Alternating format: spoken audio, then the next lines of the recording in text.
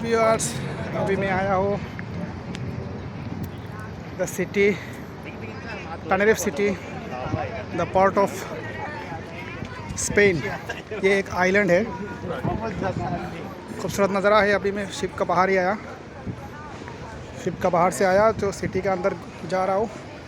जितना हो सके खूबसूरत जगह आप लोग को दिखाने की कोशिश करूँगा। आप जो सब्सक्राइब नहीं किया अभी तक, प्लीज़ सब्सक्राइब कीजिए, तो आने वाला डाउनलोड जितना वीडियो करेगा आप लोग को देखने के लिए इजी रहेगा। प्लीज़ सब्सक्राइब करें, लाइक कीजिए, फॉलो कीजिए। ये देखिए, दिखा रहा हूँ थोड़ा छोटा छोटा रेस्टोरेंट है बाजू में, देख लीजिए। लट पराक्यो দেখছেন নি, সুন্দর জায়গা না নি?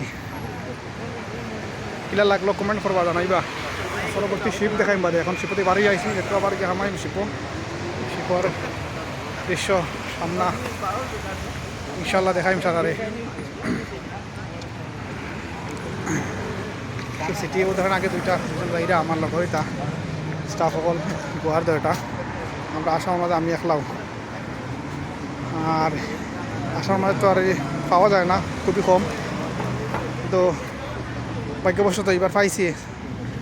একটা আছে জোড়হাটর, আর একটা ফুড়িও আছে, রেস্টুরেন্টে কাম করেন তারা, ভাল লাগছে ওদের সিটি।